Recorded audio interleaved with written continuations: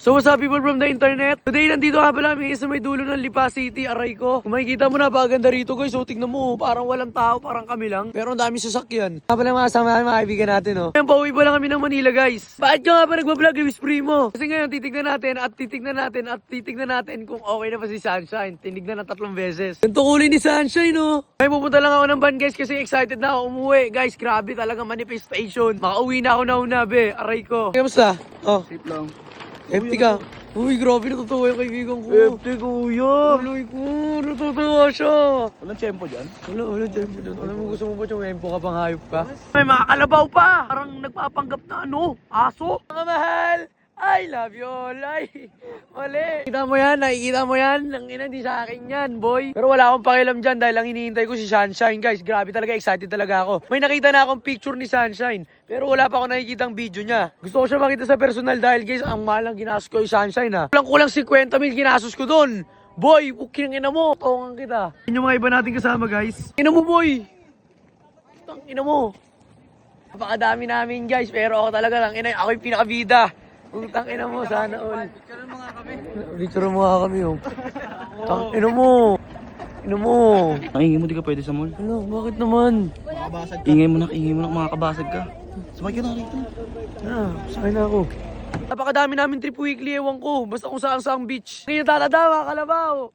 I love you all. I miss you, be. Miss you, Matosay. Bago pala ako sumakay at umalis at pumunta na ng Manila uli, gusto ko lang mag-iwan dito sa lugar na to ng mga ilang salitang iiwanan ko para sa inyo. Nakikita mo yan sila? Bago ko lang sila nakilala. Alam mo yung internet friends, ganyan. Alam mo yun, bago ko lang sila nakilala eh. Ganun talaga eh. I'm trying to explore life itself. Kasi yung iba sa inyo, karamihan sa inyo, alam nyo ng pinagdaanan ko, aray ko. Pero wala eh, ganun talaga eh. Hindi natin talaga masisisi ang panahon kung bakit talaga hindi kayo pinagtagpo. Di tinadana. Aray ko! Masasabi ko lang sa inyo, explore life, do your best always. Lahat ng mga bagay na ginagawa mo. Paa sa lupa, mata sa langit. Uy, hindi pa tapos yung vlog ha. Mga people from the internet! I love you all. Tara na, tignan natin kung ano nga balagin ni Sunshine na. Tara na, let's go!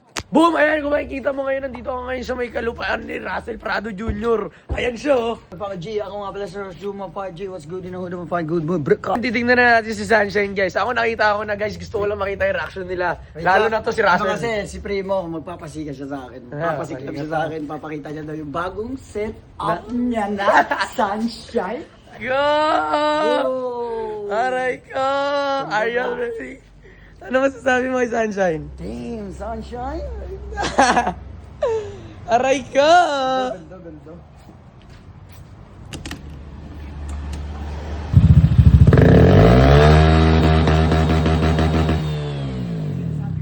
Bakit nagpanggilid to si Primo? Bakit? Kasi nagano kami, nagpaunahan kami 3. Paunahan kami, sinepak ko 2-0. Ano 2-0 mo ako? Paano ba bumilis yung motor ko? Sabi ko panggilid pati kargado. Sabi niya, papanggilid ako para di ako matalo. Panoorin niyo kung paano maglaho ang Ina mo, kakagastos mo lang, nasira agad yan. Ina mo, be. Kaya hinihintay lang natin magbalik ngayon si Sunshine, pati si Russell Prado Jr. Sana bumalik sila as one. Walang gas-gas, ang mahal yan. Gastusin mong ganon, aray ko 50 milyon.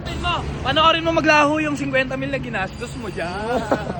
May impound ka na. Alam ko nga may huling araw sa dulo. Ay, kamote. Kamote yarn. Kawawa tao sa'yo, boy. Ano?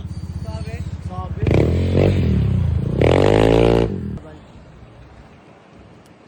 Sobrang saya ko dahil napaayos ko na si Sunshine. Siguro kung di ako nasemblang, wala rin ako talagang plano ipaayos si Sunshine eh. Pero kung makikita mo naman yung dating ni Sunshine ngayon, napakagwapo na talaga. Di pwede mag-angkas ng aray ko, mali. Ano ba dati pinapangarap ko lang na magkasasakyan? Kahit anong klase sasakyan yan.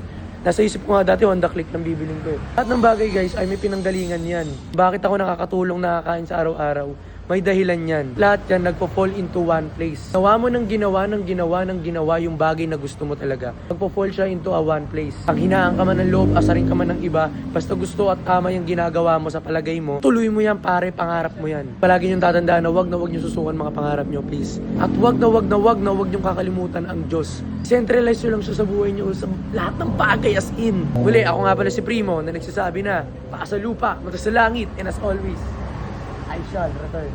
Love you, Sunshine.